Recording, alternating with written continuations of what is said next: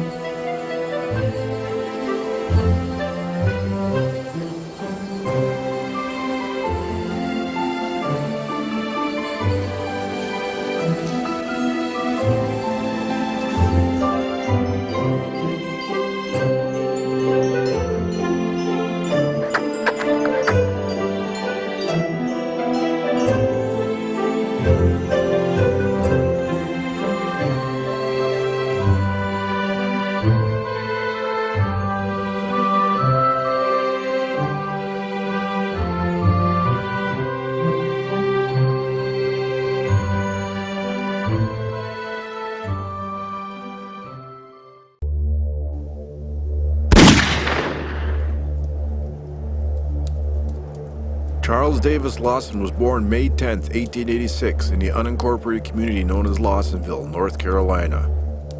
He was one of 11 children born to Augustus and Nancy Lawson. He came from a large, close-knit family that worked the land as tobacco farmers. Charlie grew up to be tall with piercing blue eyes and wore his black hair parted down the middle.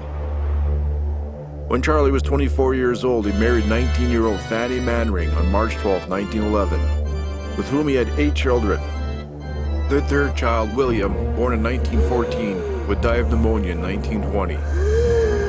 In 1918, following the move of his younger brothers Mary and Elijah to the Germantown area, Charlie Lawson soon followed suit with his family. The Lawsons worked hard as tenant tobacco farmers, and finally saving up enough money by 1927 to buy their own 114-acre farm on Brook Cove Road for $3,200. The two-story house was over 100 years old. No running water or electricity. The house was 17 by 30 feet with a lean-to kitchen attached to the side of the house. In 1929, the sleeping arrangements in the house were as follows. Mary, 17, and Arthur, 16, shared a bed. Carrie, 12, and Maybell, 7, shared a bed. They all slept in the upstairs attic bedroom. Downstairs, the 2 younger boys, James, 4, and Raymond, 2, Charlie, 43, and his 37-year-old wife, Fannie, shared a bed. 4-month-old Mary Lou had a crib by the bed. When a friendship quilt was made in the community, Carrie and Maybell Lawson did their part. They made 2 squares for it and hand-stitched their names on them. One day out by the tobacco barn, a trench had to be dug by the fence line. When Charlie swung down with the mattock, he hit the fence wire. The mattock bounced up, hitting him in the forehead, severely injuring him and covering him in blood. The head injury caused Charlie's face to blacken and bruise on one side for weeks. The doctor said it was nothing serious because Charlie had not lost consciousness. But Charlie Lawson was never the same after this.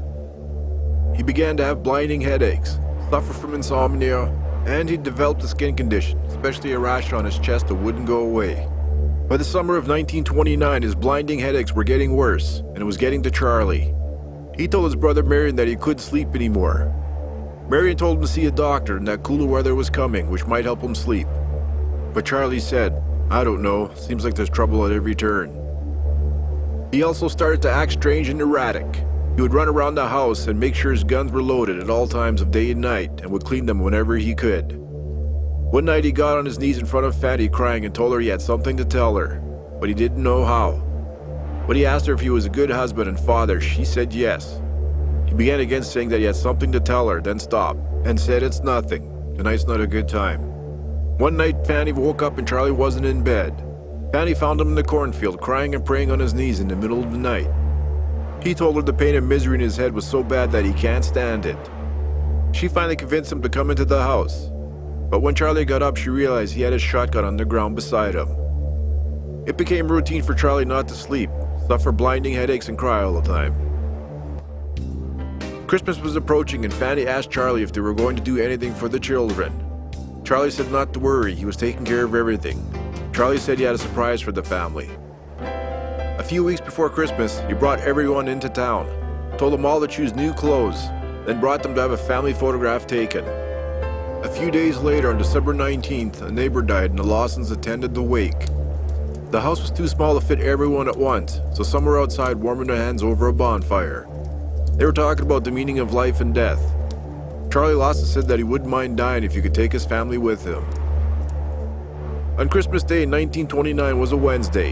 It had snowed overnight, leaving about 6 inches of snow on the ground. In rural North Carolina during the 1920s, rabbit hunting was quite the popular sport on Christmas Day. So gunshots that rang out on Christmas days were pretty commonplace out in the country.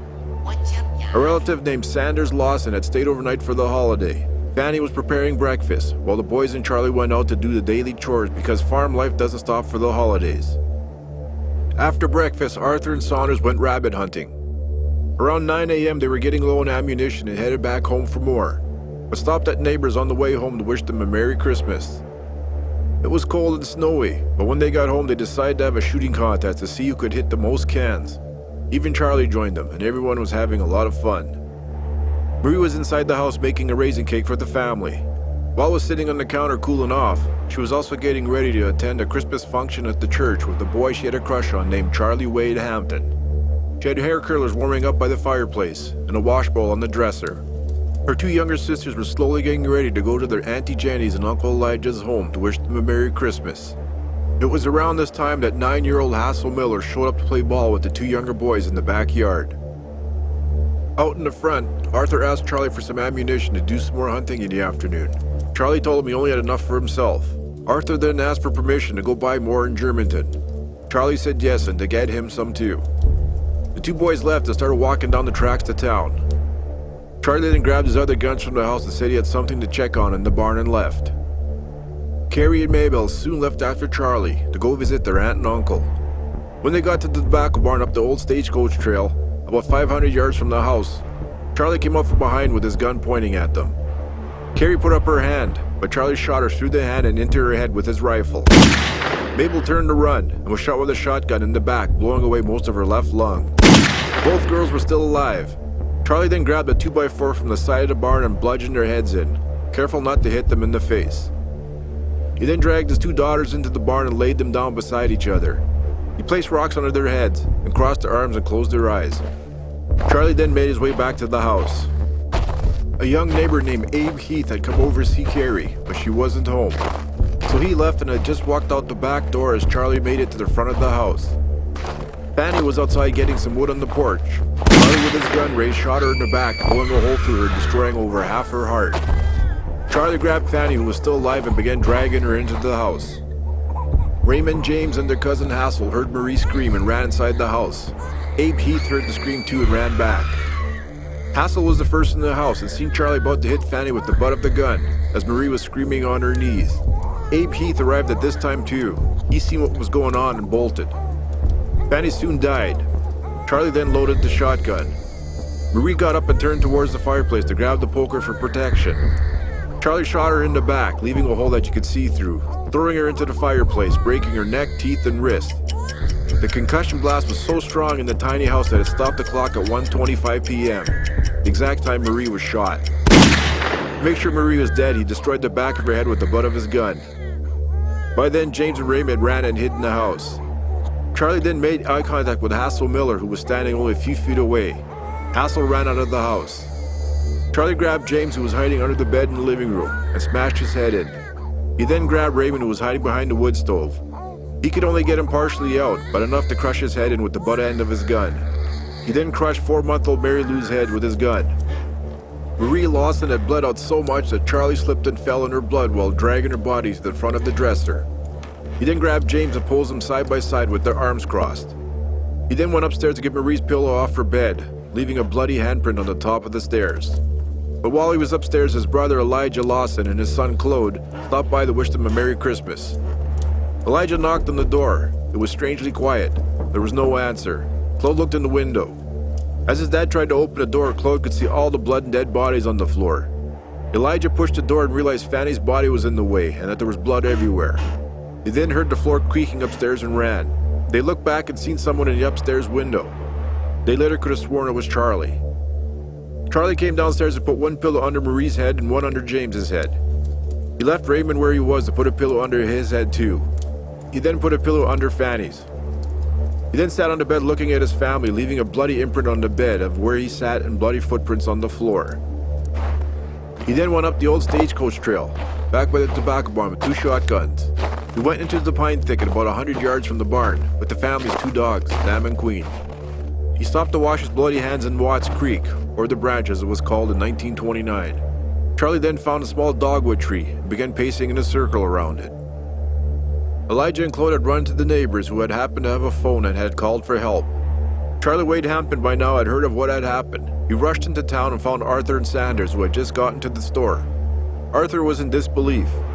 When he got back to the cabin, Arthur had to be held back from going inside. He collapsed on the porch, reaching in through the door to hold his mother's feet. Carrie and Maybell's bodies were soon discovered by neighbors rushing to the scene. They'd seen the blood in the snow and followed the trail into the tobacco barn. The sun was on its way down as a huge crowd began to gather at the house. The sheriff, who was at the scene by now, sent for the girls' bodies to be brought to the house. The dogs who were trained to protect the tobacco barn could hear the commotion and started to bark. Charlie knew it was only a matter of time before someone came looking for the dogs. Between 4 and 5 p.m., Charlie Lawson sat up against a small dogwood tree. He used the branch to pull the trigger on the shotgun, and he shot himself in the chest. The blast of the shotgun echoed through the forest. A police officer who was with Arthur ran into the forest and found Charlie dead. There were matchsticks half burnt on the ground from Charlie warming up his hands, and a well-worn path in a circle around the dogwood tree. They also found 2 notes in Lawson's pockets, scrawled on tobacco auction receipts. One read, "Trouble can cause," and the other simply said, "Nobody to blame."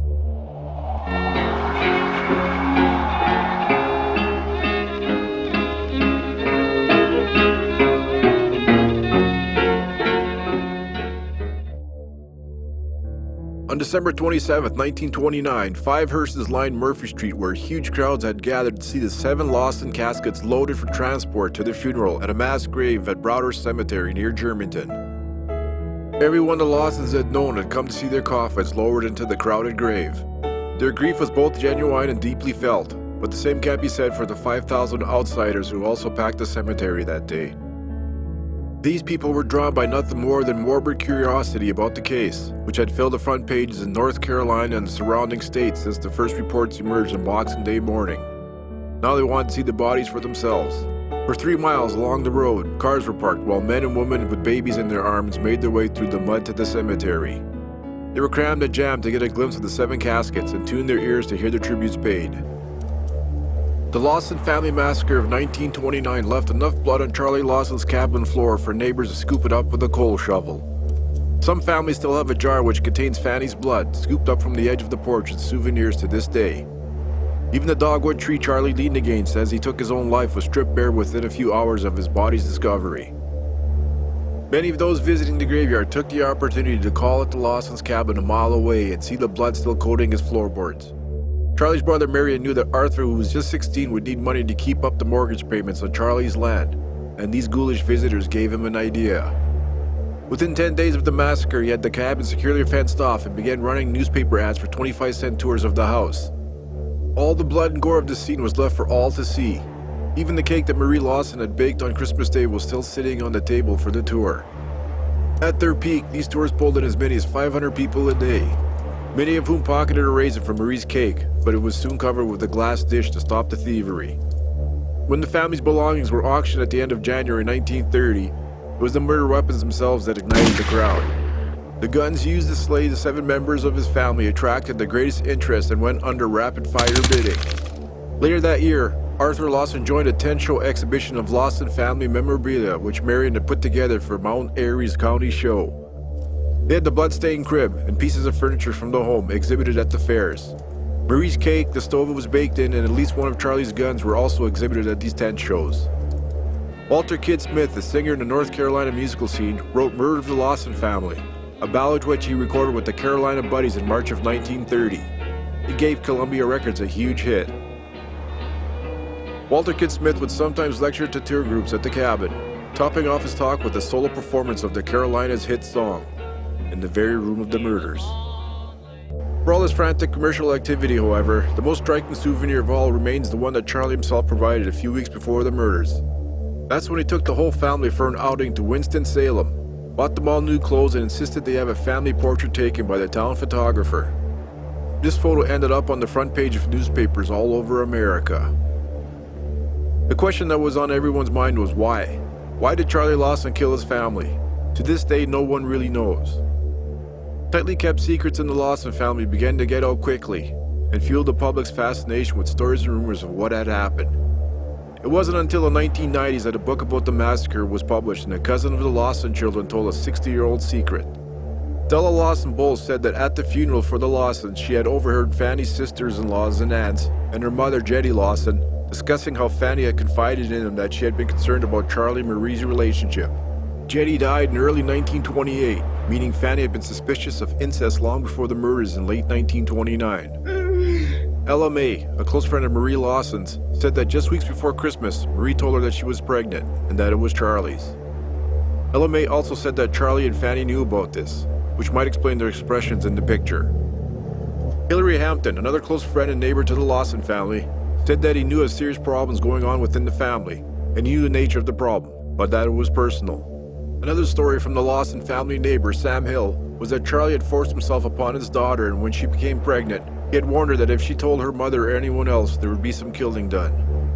On the tours of the Lawson home shortly after the murders, even the tour guide had told them about the incest rumor, which he stated as fact, and this is right after the murders. In later years, Arthur Lawson would lock himself away with a bottle of whiskey and play the murder of the Lawson family record over and over again and drown his sorrows. Arthur Lawson was killed in a 1945 motor accident at the age of 32, leaving a wife and 4 children. So was Charles Lawson committing incest with his daughter? Was he slipping her the cigarette? Did he get her pregnant? And with the head injury from pneumatic, which must have caused some sort of brain damage to leave half his face black and blue for weeks, and knowing that the truth was going to come out, did he finally snap? No autopsy report ever detailed Marie Lawson as being pregnant. But back in the 1920s, coroners just looked for cause of death. They did not go into detail like they do today. When the Lawson cabin was first opened by Marion, it was left disheveled and bloodstained for authenticity. The gory exhibit had one thing that the tourists could see immersed in the clotted blood on the living room floor. It was a little Christmas poem. Most of the words had been blotted out by the red stain oozing over it, but for those who passed through the death chamber, they could plainly make out 2 words: Santa Claus. Merry Christmas! Merry Christmas! Merry Christmas! Merry Christmas! Merry Christmas! Merry Christmas! Merry Christmas! Merry Christmas!